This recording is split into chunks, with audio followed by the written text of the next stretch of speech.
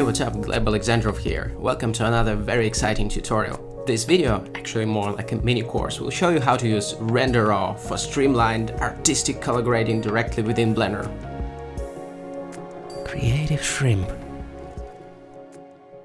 Render Raw is a commercial add-on that essentially provides a unified colorist's panel in Blender, much like you'd find in the industry standard color correction suites like Adobe Lightroom for processing raw photos, or DaVinci Resolve for grading film footage. Obviously, color is super important for bringing out the best in your renders and giving them that extra cinematic polish.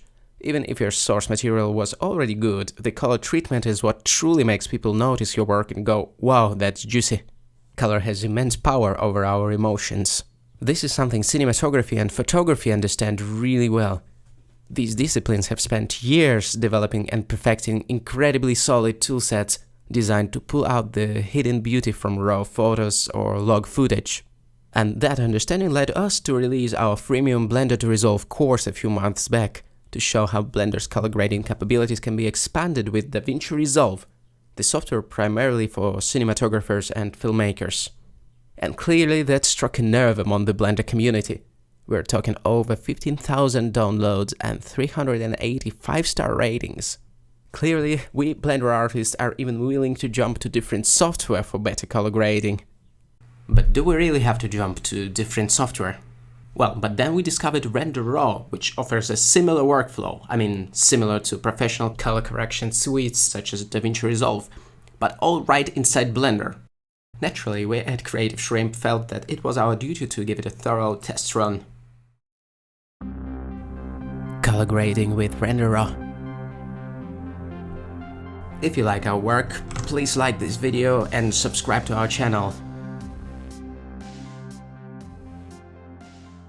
Just like any other add-on, you can install it via the user preferences, add-ons, either from this chevron or my preferred way by just dragging the file that you've downloaded from SuperHive right onto this panel and pressing OK. Then just confirm you have it installed and you're good. Upon installation, you'll find it in the right toolbar in the viewport under the Render tab, or alternatively in the Render settings under the Color Management. Just don't forget to enable it. Tick that checkbox, and then you'll see the colorist's panel with all the settings exposed for tweaking. So you can start having fun with color grading your render. That is what it takes to install it. As you can see, it's pretty easy. Or if you feel fancy, you can expand your working viewport window, hit N to bring up the toolbar, and essentially have more screen real estate to see all those color correction knobs exposed in one panel. Whichever option works best for you. I often work like that because that really feels like a dedicated color grading app. Alright, so one thing that I want to get out of the way right off the bat. What does it mean? Raw. Simply speaking, in Render Raw, Raw refers to using Blender's raw view transform. This basically gives the add-on access to the raw pixel data, allowing it to set up its own color grading system within the compositor using that data. So in essence, Render Raw is this mega node that overrides Blender default color management, doing all the complex work behind the scenes as you adjust the sliders. If at any point anything is unclear, that's completely normal. Please feel free to ask any questions in the comments. It's common to get a bit confused about technical aspects of color management and other similar topics. You are among friends and colleagues here, so just ask away. So in this tutorial, we're going to pick a scene, this demon render, and go through the color grading process step by step using Render Raw. We'll learn what each slider does, but also explore the creative thinking that goes into color grading pretty much anything. This way you can apply these techniques to a variety of other scenes and shots. Plus, we'll check out some additional examples to underscore key color grading concepts and how Render Raw tools can help you achieve those beautiful, harmonious grades. And just so you know, all these demo renders are available for free download with links in the description. That way you can easily follow along and get the exact same results if you wish. So let's get started. Render Raw lets you grade a live Blender scene in real time for both Eevee and cycles. In fact, as soon as you turn it on, it sets up a few things in the compositor and configures the viewport to always preview these compositor changes in real time. This means that you don't have to worry about any of that and can just start messing with sliders, seeing the effect instantly. Alright, let's start exploring the settings we have in that colorists panel. So the first setting here is the view transform, AGX, Filmic or any other view transform available in Blender by default. Then here we have presets. By the way, I created a bunch of custom ones while testing it, and these are the built-in presets coming with the add-on. Nothing too crazy, most of them just giving a contrast boost or crunch to the image, some of them being on an extreme end as far as the contrast goes, like the slow-key photo or Polaroid presets. This one obviously imitating a lo-fi photography aesthetic. A thing about presets, these are pretty dependent on the exposure level, so adjusting the exposure makes a big difference in getting them dialed in. So these could be pretty useful, but in my opinion there's a deeper issue with starting your color grading process by slapping a preset on your footage. Those custom color grades you might have created for specific shots, a day to night grade or whatever that looked awesome in that scene and you saved it as a preset to reuse, these might not look great at all in other scenes. More often than not, it actually ends up looking pretty strange, with some colors popping a bit more than you expected, or red turning pink, or contrast getting way off, or whatever, slapping a quick grade or mood on your image like that. What worked beautifully in one shot is a disaster when applied as a quick look or mood to some other shot. Color grading usually serves a very particular purpose in each shot, going way beyond just grading for vibe or mood. What it usually does is actually applies a specific set of fixes, which is why presets simply don't work for solving the unique puzzle each shot presents. Anyway, using presets or starting from scratch, as a first thing, it's usually worth adjusting the exposure to make sure we can see everything, and it's neither too dark, not too bright at the same time. But what does it mean exactly, and how to set it right? Basically, yeah, it's best to set it so neither your shadows nor your highlights are clipped. You want to be able to see some details in both. Here, for instance, the highlights start to get clipped, and over here, it's kind of fine, but we begin losing details in the darks, especially right there. Not to mention this exposure, that's way too crunchy. As a rule of thumb, during this stage, even though exposures like that can sometimes look moody and cool, it's better to keep it on the safer side and maintain a slightly brighter level. Even if it looks a bit washed out, think of it as a base that should retain maximum information, and that's it. So this would be our preferred exposure. Again, no matter the source render, the right exposure is the one that allows to see the maximum nuance in the shapes and values. AKA, clipping is bad. Then there's this gamma slider, which let's just say is never supposed to be touched by mortals. There really should be a warning sign nearby. At first glance, it makes the entire image brighter or darker, but not like exposure does. It brightens or darkens it in a weird way, washing all the colors or completely crunching them. Long story short, it's not a color grading instrument. It's more of a technical setting, which, when set to 1, indicates the standard monitor transfer function. The standard means don't touch it. That's, to keep it brief and don't go into the weeds. It should be 1 at all times, okay? You might have also noticed that cycles keep restarting or refreshing the viewport rendering after tweaking either of these two settings. Either this or gamma. Gamma shouldn't be touched, by the way. Yeah, so the thing is, that's only true for these two. The rest of the settings are fine. This isn't an issue with render raw. It's just how Blender works. Next up is the contrast slider, the bread and butter of grading. It may sound strange, but actually it works really well, just brilliantly. You probably think, what? But making it work properly is trickier than it sounds. Compare it, for instance, to Vanilla Blender's default contrast node in the compositor, which is for now, look at that, it is simply broken in comparison. Look at how it clips the values. Not great, right? The render raw's contrast doesn't do that. It is incredibly smooth. Next, we have the controls for adjusting the black and white levels, highlights and shadows.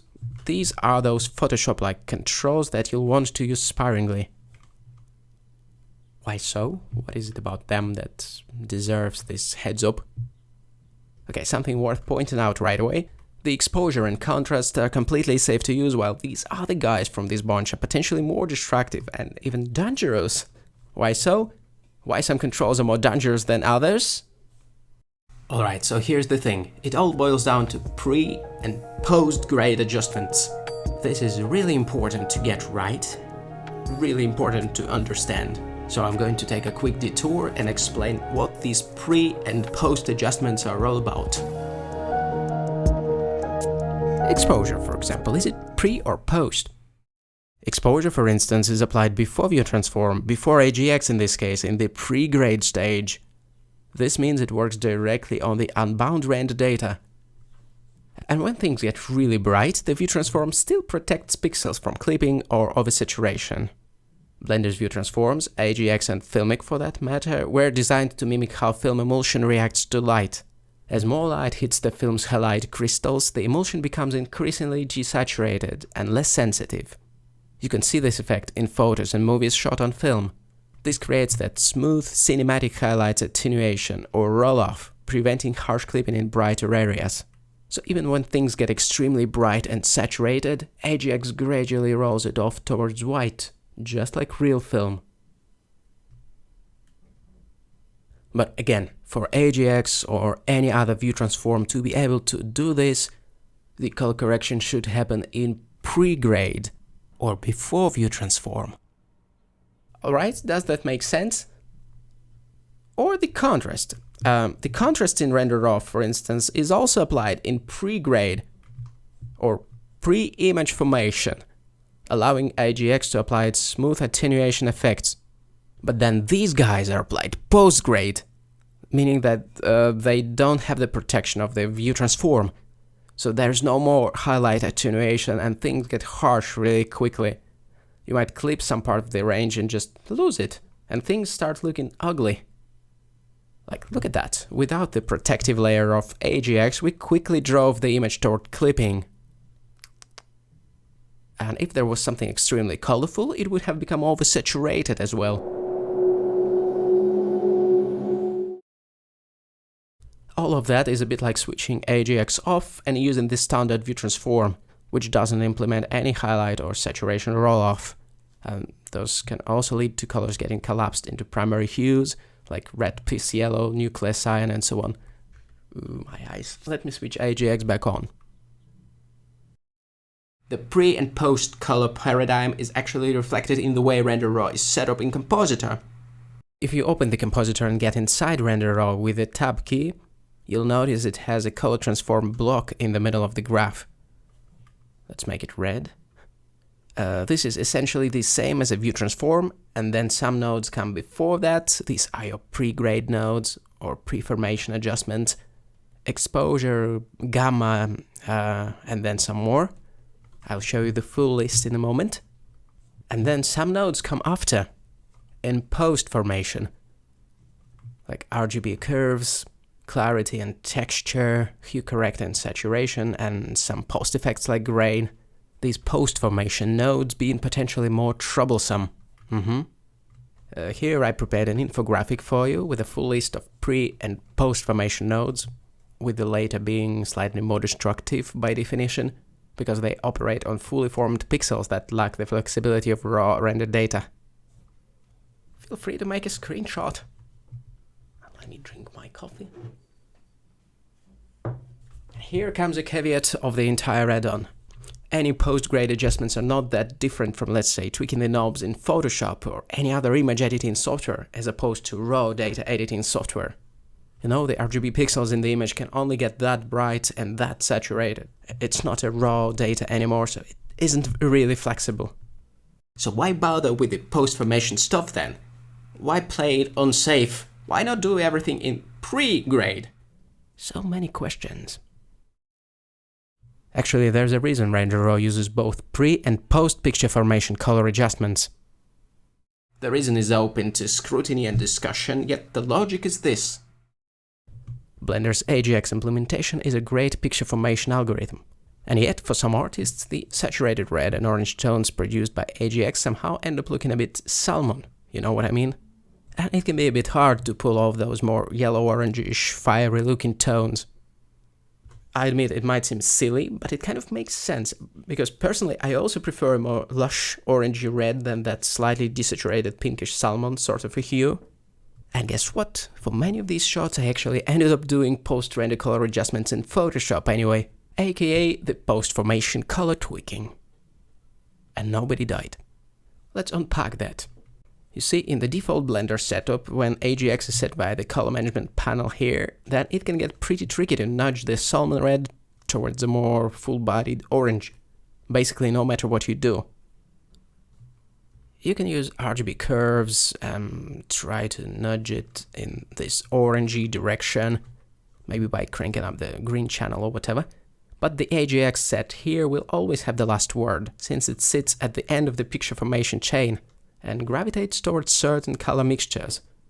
You know, even shifting the hues won't help much. It'll still be fidgety and just plain hard to achieve certain tones and colors.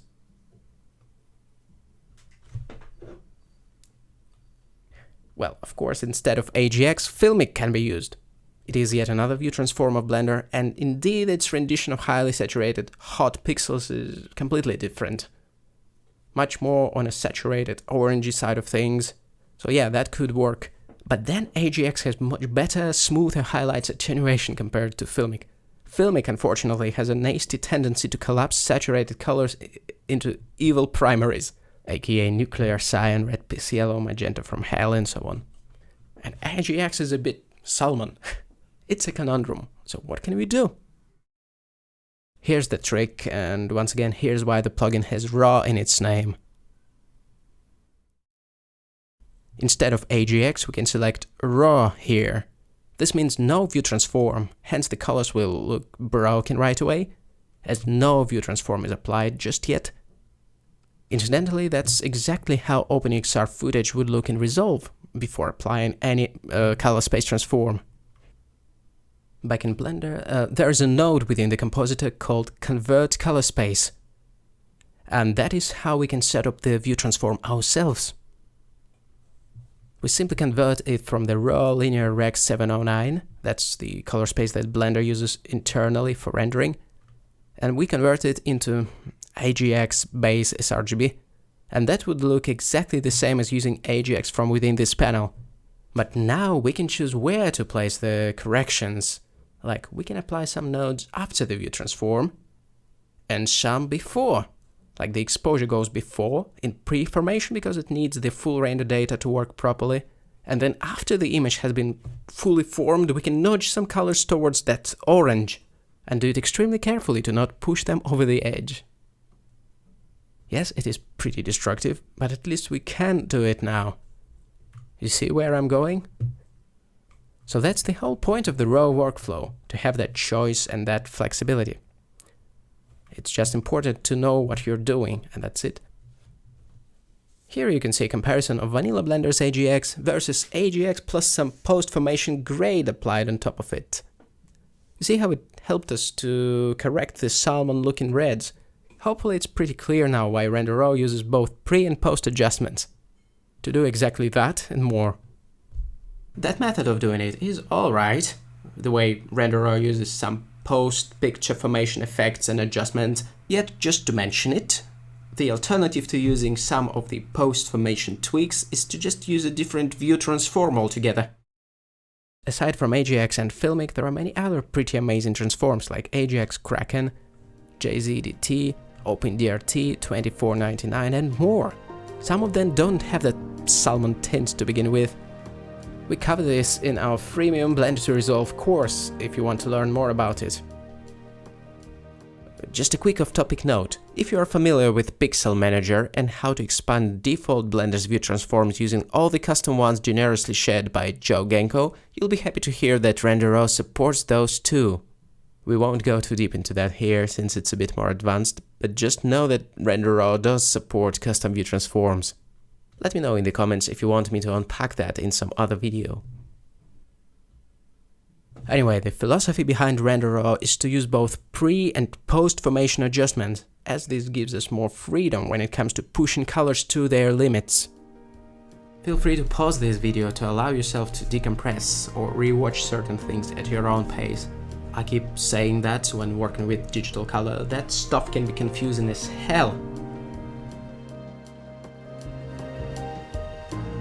And the long but necessary detour into how Renderer works has ended. Now let's get back on track with color grading our daemon. As a quick reminder, first we've set the exposure and contrast, so everything's nice and visible, and not too crunched at the moment. And not too washed out either. Now we can also lift the highlights a touch. Just a little bit. And head over to details. If you've used Lightroom before, you might recognize these controls. These adjustments, by the way, are local, meaning they aren't working on all pixels equally. Okay, sharpness increases the perceived sharpness by emphasizing the edges of things.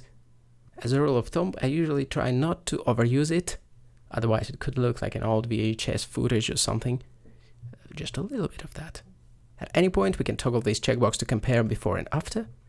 Now, sharpness can be masked, which allows us to protect smoother areas like skin and out-of-focus backgrounds from sharpening, applying these effects only to the areas with well-defined edges. So that's pretty cool. Texture is also kind of sharpening, but it specifically targets medium frequency details. It brings out subtle elements like pores in skin. Yeah. Then clarity creates a hazy effect when negative, or on the contrary, makes details pop when positive. Again, this effect is local, meaning it can create halos and similar artifacts, and can even add an almost HDR-like feel. I mean, like bad HDR photos. So it should be used sparingly. All in all, after the basic adjustments, it should look way more punchy now, right? The sharpening settings in Renderer are inspired by the presence sliders in Lightroom, designed for bringing out the higher frequency detail in raw photos. And also by the mid-range detail adjustments in Resolve, as far as I can tell. Before we go any further, it's worth noting that if the lighting in your scene was already okay, these basic values adjustments can already make your render look quite good. That's not necessarily the case here, as I still want to explore certain color direction for this image as far as the color harmony goes, but sometimes basic adjustments is all you need. Anyway, as I've said, there are places I want to take this image still, and explore the rest of Renderer for that matter, so... There are two types of RGB curves in Renderer, pre and post, and you already know what that means, right? Pre means it's applied before the display transform, allowing for a bit more leeway. And post means after. The same as using RGB curves in Photoshop on top of an exported PNG. Basically the same thing. With curves we can do a lot of fun stuff, but here I'll crank up the greens in the brighter areas and reduce it in the darker areas. As I've mentioned, it's literally the same as exporting your image and tweaking it in an image editing app like Photopea. I mean, applying the post curves or any such adjustment. If you've ever worked in Photoshop or similar applications, it should look familiar to you. A lot of interesting things can be done by applying RGB curves to any image, especially by adjusting the individual RGB channels. That's classic stuff, really. So I think we're good, applying a little bit of a hump to the green channel brights. Maybe I'll lift the blue one a bit too, to see how it looks. Actually, I like how it looks when everything gets cooled down a touch. Now onto the colors tab. Many interesting things wait for us there. Let's talk about saturation first. Saturation is obviously how intense and pure the colors are. It can be used to desaturate everything like that, to give it a bleach bypass. But the thing about saturation algorithm is that when you reduce saturation, it leads to the entire image losing its colorfulness in, you can say, a perceptually uniform way. Like the whole image starts to look faded and muted. But then there's another, more nuanced saturation control called color boost. Look how upon bringing it down, the image still loses its juiciness, but what was really colorful to begin with still retains its vibrancy. Actually, let me reduce the bluish tint in the curves so we can see it better. And green tint as well, to make it more neutral. Yeah, look at how most of the image has lost its colorfulness, leaving only the blood red gums or lips, whatever it is, intact. That is super useful for emphasizing certain things within the image. I usually use it in the context of desaturation, as it helps to make brighter colors pop. and not by increasing their intensity. That's not that useful, but by toning down the surrounding saturation, let's put it like that. That is probably my favorite feature of Render Raw. To drive it home, here's one more comparison of saturation versus color boost using the Fox EXR animation by Daniel Bysted. Let's jump to Resolve, as these controls are inspired by Resolve. So saturation has a stronger effect on the areas that were already saturated, like these red spots. Color boost, on the other hand, mostly affects the areas that were not saturated to begin with, so it's like it's inversely proportional to their saturation. That makes saturation a bit more dangerous when trying to increase the overall colorfulness, as the already saturated parts will be the first to hit oversaturation, since the effect is strongest on them. Color boost is a bit more forgiving. Look how it first lifts the background vibrancy and doesn't drive the red parts over the saturation threshold as easily. That's very useful indeed. To sum it up, these algorithms, saturation and color boosts, behave quite differently. Color boost being slightly more nuanced, but both are useful in different situations. To make it clear, the Resolve's color boost slider can be recreated in Vanilla Blender. Render Raw doesn't rely on any external libraries for that, but I like how Render Raw makes it so much easier for us. To be fair, some sliders like perceptual saturation are a bit more tricky to recreate on their own. The concept of perceptual saturation is an interesting one. Imagine you have two spheres, one blue, one yellow. The blue one looks perceptually darker, right? But if perceptual slider is at 0, a simple hue saturation value conversion will be used. And when you desaturate, that means it just averages out their values. The thing is, our eyes expect blue to appear darker than yellow. Even if it physically emits the equal amount of energy, blue has to be darker. That's where the perceptual slider comes in. It switches Render Raw to use a different algorithm, OKLab instead of HSV. So saturation adjustments match what we humans would actually expect, taking into account luminance or subjective brightness of all colors. Pretty cool, right? And yeah, recreating that slider yourself in Blender is a fair bit trickier, mostly because of the YUV color model involved. It's not impossible, just a bit hard to wrap your head around. It's great that Render Raw gives us these tools right out of the box. The more options our colorists have in their toolbox, the better, I guess. You might not use every single one, but some of them, like Color Boost, are genuinely useful. I use that one all the time, they're really good to have. Usually I try not to crank up saturation too much. Maybe just a touch. Then we've got the temperature slider for adjusting the warmth or coolness of your image along the blue-yellow axis. Not that we didn't have that in Vanilla Blender, but here it is integrated with the rest of the controls for the ease of use. In the current versions of Blender, alternatively it can be adjusted from within the color management tab though, the temperature in kelvins, and the tint, which works along the green-magenta axis.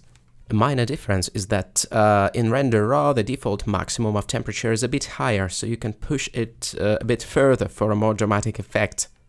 But that's pretty much it. What I'm looking for when changing temperature is... what am I looking for, really? I guess I'm trying to see what makes the primary object of interest pop a bit more. Maybe find a new contrast, maybe by nudging the tints towards green. I'm starting to think that might help create an interesting complementary contrast of blood red and vile green. Something like that. By the way, these sliders have also their own perceptual mode, which is set to 1 by default. I like the sort of rotten, vile atmosphere the greenish tint and cooler temperature gave to this shot. It's just slightly more disgusting, which is lovely. It's an idea that I've got just a moment ago, you see. That's why color grading can be so rewarding. Sometimes you just stumble across these ideas on the fly. This red and green color harmony, that's a classic complementary contrast, by the way. The colors in complementary contrasts sit on the opposite sides of the color wheel, which generally makes it easy on the eyes, so why not? This website, by the way, is Adobe Color, if you want to know. One of the main motivations behind color correction is to bring out some kind of color harmony from chaos. It doesn't have to be super complex either. Simple analogous harmonies, just a few colors sitting next to each other on the color wheel can look great. Or even straight up monochromatic palettes with one color accent and some variation in hue and saturation. Often that's all you need. And of course, complementary harmonies work great too. Red and green, teal and orange, that kind of thing. I wouldn't rush into split complementary, compound, or other more complex types, especially if you're just getting into color grading. Complementary, monochromatic, and analogous. Those are easier to work with, and honestly, they can look just as good. Also, color is somewhat paradoxical.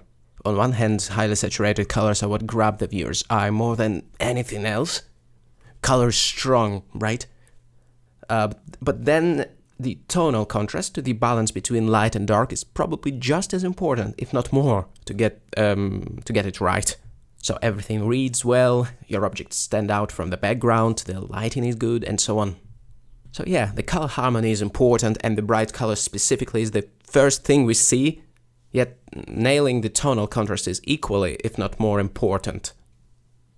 It's kind of a paradox. The next tab to explore is color balance. It gives you two sets of controls, offset power slope and lift gamma gain. The main difference is that offset power slope work before display transform, while lift gamma gain after, so you could say it's a bit more destructive. But either way, these are our classic color correction tools for adjusting shadows, midtones and highlights. Lift is for shadows, which you can tint however you like, gamma for midtones mainly, and gain for highlights mainly. Offset power slope follow the same basic idea. Offset can be used to lift the floor a little bit or give it a certain color cast. A classic use case, to give shadows a cooler tint, to create a teal versus orange color harmony. Then midtones, maybe we can add a bit of cooler color to it as well and push it towards green. And the highlights, a warmer color instead, more towards orange for that cold versus warm cinematic vibe. That's just one example of how you can play with it, obviously. These color wheels are probably one of the most fundamental and classic tools for primary color grading across basically all professional color correction suites. Personally, I still like the tactile feel in Resolve a bit better than what we have in Blender and in Render Raw for that matter. But hey, Render Raw's color wheels definitely get the job done. I'll right-click these fields and reset them to their default values for now. Next, let's take a look at the per hue adjustments. Basically, this panel. Here we can isolate a particular range of colors, like reds, and do something about them. Make all the reds lean more towards purple or towards yellow on the other hand, or whatever you want. Or we can bump up or tone down the saturation of just that hue range. Or make it brighter or darker within the value tab. Actually, the concept of making a certain color range darker while boosting its saturation is often called density. In color grading, density means adding richness and depth without pushing things into oversaturation. Let's jump into Resolve for a moment so we can see how density works there. The thing is, if we just blindly crank up saturation on something that's already pretty saturated, it can easily lead to oversaturation or clipping. What we can do instead is increase, density, to add richness to the reds, giving them that heavier, deeper feel. Whoopsie, actually I was tweaking the entire image density. Here is just the density of the red range and its saturation. Hopefully you can see what that does. Let's talk about Render Raw's features and some of the feedback behind them. In the first draft of this video I sent to Jonathan Lempel, the creator of the add-on, I mentioned how cool it would be to have a density control for color right inside Blender. That's basically what I said. We don't have a slider for density in Render Raw just yet. But hey, maybe if you mention it in the comments, Jonathan will take note. I know he's super responsive to feedback. And guess what? Density just got added to Render Raw. Jonathan quickly prototyped this feature for Blender, and it just works. It enriches the color tones without pushing them into that oversaturated look. Now, to be fair, it's still an experimental feature for now, but it's definitely going to be improved and expanded over time. Alright, back to our monster. Okay, do I want to push it more towards purple, perhaps? Making it look like a berry syrup? Or is toxic yellow the way to go? I don't know. Well, maybe it was repelling enough as is. Okay, what about messing with saturation? Actually, I think I want to brighten it up to give it a fresher, more lively feel. Yeah, and create a stronger focal point around the lips. Something like that. You see, in color correction, every tweak is there for a reason, ideally. Like, oh hey, this area around the lips, or this range of colors, or this skin tone, it has to be nudged into certain direction ever so slightly. You know, it's usually really particular in color grading in general. The post-formation issues. One thing that I wanted to mention about the per hue adjustments in Render Raw is that it is a post-formation tweak, meaning it works on a limited set of data, and sometimes it can stretch that data a bit too far. Sometimes you may end up seeing these abrupt transitions between color ranges. Nasty stuff. It very much depends on specific hues and so on. That being said, it is still super useful, don't get me wrong, but it's not perfect in its current form, something worth keeping in mind. Compared to Resolve, for that matter, which is kind of the gold standard. The hue versus hue curves in Resolve, especially when working in a logarithmic color space, tend to be a bit more reliable for sweeping hue adjustments. Maybe it's due to the fact that in Resolve we usually use larger color spaces like DaVinci Wide Gamut instead of much smaller X709. Maybe that's the case.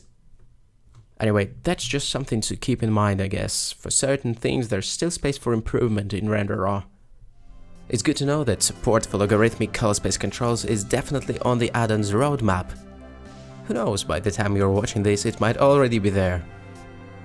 But let's use the future tense for now. It will be there. Okay, besides the per hue, there are also per value adjustments, the saturation for each value range, shadows, midtones, and highlights. It's pretty straightforward what each slider does.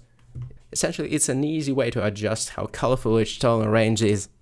Thinking of it, it's a little bit like Color Boost, giving you more nuanced control over what exactly do you want to saturate or desaturate, the shadowy areas in this case. Yeah, personally I find that desaturating shadows often looks really cool, like out of the box. That's just one of the examples, obviously. I don't think I want to use it for that particular shot though. Next up, let's have a look at the color mode. It is yet another way to tint a specific luminosity range. Again, to push the shadows, for instance, toward cooler tones. You know, I just can't think of anything else, apparently. Yeah, the Hollywood cinema vibe. The warmer or greenish highlights to give it a mysterious feel. Like, ooh, something exotic and alien is happening. Cool. To be honest, that was pretty good already, but I think that this per value colorization pass gives it more like a classic blockbuster grade feel, with richer color separation, a slightly more stylized quote-unquote cinematic grading. You know what I mean? I don't want to overthink it, it's just a bit punchier and that's it. This technique is great for doing what's called split toning, applying different color tints separately to the highlights and the shadows of an image. And the per value saturation is something that I use a lot for creating this stylized effect, where the image is mostly drained of color, except for the lights, for instance. I use it all the time. I call it different things like color isolation or color pop. I even baked a bunch of loots for Resolve that use this effect, and honestly I think it looks pretty stylish. By the way, you can download these loots for free if you want. Google Creative Shrimp Loot Pack. In the context of our demon, it could give it this kind of a look, chromatic light and achromatic shadows. I don't want to go in that direction here though. Alright, exploring the rest of the settings, there's a slider called Filmic. It lets us blend between AGX, or whatever transform is chosen, and Filmic, which is amazing. That said, in this particular case, the difference is a bit subtle, hard to grasp, so let's check a different example. Fire! Here we've got AGX selected as our view transform, or some people call it tone mapping. And then in the tone mapping tab, what we can do is crank up the Filmic slider to blend between the AGX and Filmic primaries, diluting that salmon red with the more saturated orangey tones of Filmic. We can go all the way to 1, and just to be clear, value of 1 in this slider will essentially replace the AGX look with just Filmic. It's like fully switching to Filmic. Or if you want to add just a little of that influence, you can go halfway, for instance. Whatever feels right to you. Pretty cool, right? And then also the sRGB hue option returns the colors to their original sRGB hue after the transform, which can be handy to counteract the tone mapping influence. Hopefully you can see it here. But I don't want to use it here. What can you do? And this slider returns the colors to their original sRGB saturation, ignoring the film emulsion-like softening of intense colors. It should be used with caution though, but it's pretty cool to have that option for adding some extra punch where needed. Then the highlight cutoff controls the maximum value to allow to mix, zeroing it out completely, so then you can dial in the perfect mix factor.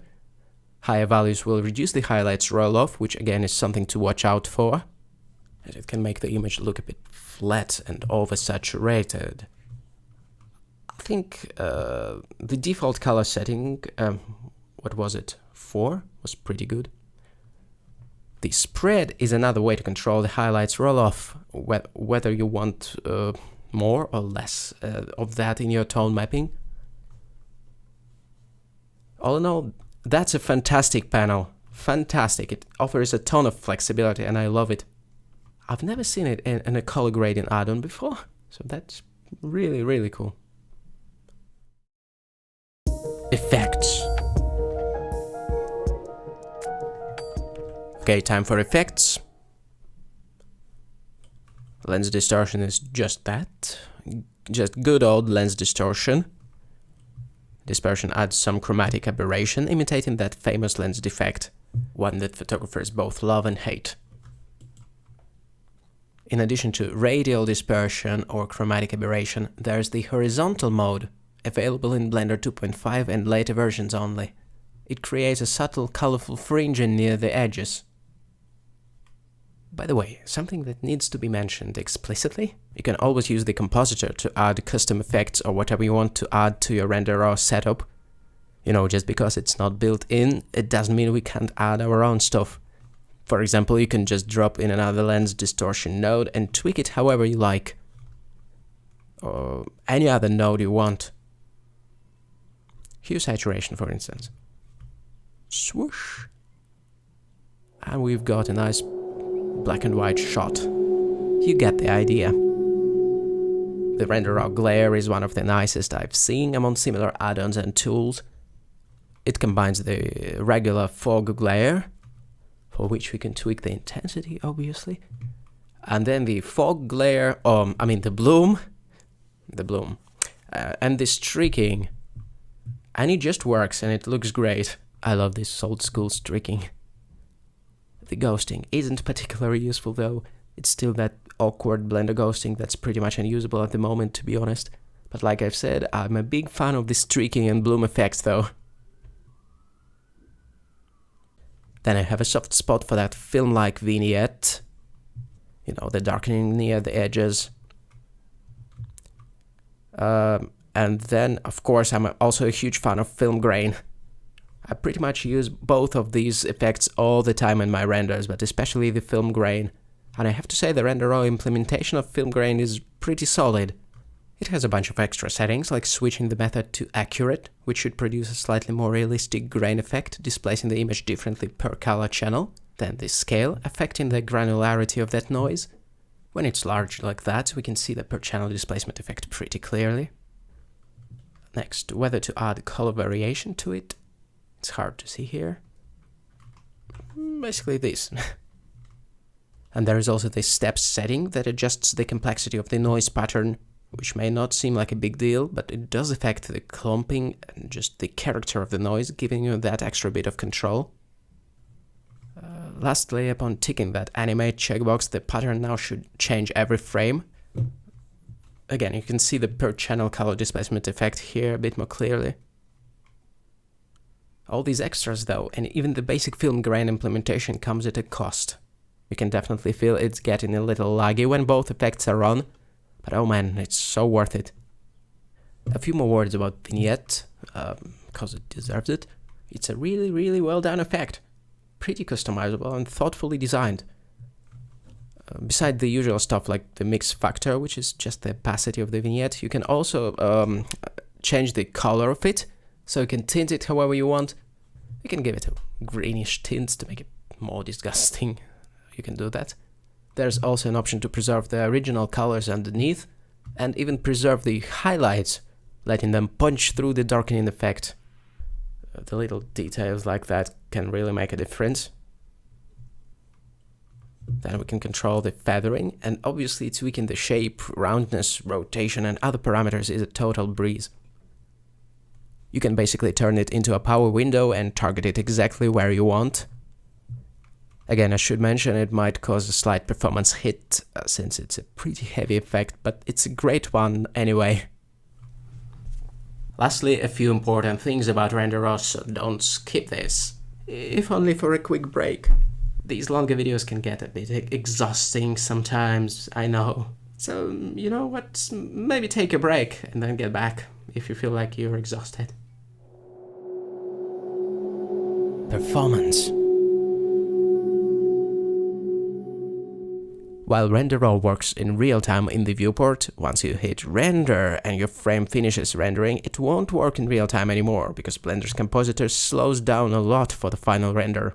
That is, if you're using CPU for calculating the compositing effects. I'll show you in a moment where to find it and how to change it. Maybe it will get fixed at some point, but right now in Blender 4.5, any change to any setting after that means the compositor has to recalculate everything. And on CPU, it's painfully slow. I tell you, I can easily brew myself a cup of coffee in between tweaks, but only when we talk about CPU. Now, if you have a reasonable GPU, then what you can do is come over to Utilities, the Compositor section, and just switch it the hell over to GPU instead. Then all compositing will be transferred to GPU, which is much faster generally. Like, maybe still not real-time, technically speaking, but pretty fluid and responsive. Definitely 100 times faster than CPU, at least on my computer. That being said, in some cases though, it can still feel a bit too laggy depending on the effects you've used and the video card you have. And then we are talking about baking your render. So if you want that super fluid color grading experience like you're working in a dedicated color correction applications, so what you can do is disable render raw and save your rendered image as OpenEXR file, which will hold all the info you need for color grading. Half float and DWAA compression if you want to save some space without losing much quality. Actually, it will take less space than a PNG, and then just save it. Then in a fresh Blender file, create a plane with the same aspect ratio as your saved image. 1.92 by 1.08. Next, add a camera and point it at the plane, which will act as our image display.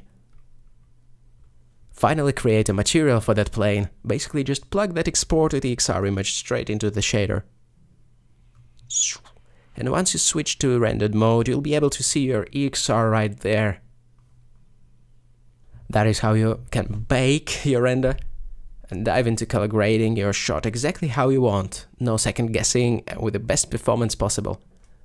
As far as color grading feel goes, this setup almost turns Blender with Render Raw into a dedicated color grading suite. That probably sounds a bit like an over-exaggeration, but that's how it genuinely feels to me. You know, I don't want to oversell it. It's still not Lightroom and not Resolve, it's still Blender, but the feel is definitely there, and it feels empowering. Again, this is my personal opinion, not influenced by anything. In fact, all our opinions are our own. Okay, that's our result. And I hope you found this overview of color grading with Renderer useful. Hopefully it will help you to level up your color grading game in Blender, so you can pull out that hidden beauty out of your raw renders and build a cinematic looking portfolio.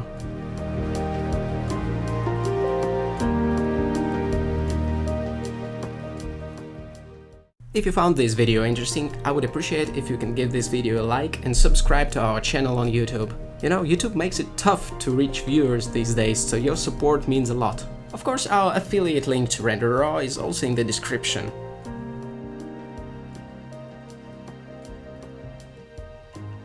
That was me, Gleb Alexandrov for CreativeShrimp.com, bringing you all kinds of tutorials to help you express yourself with computer graphics like never before.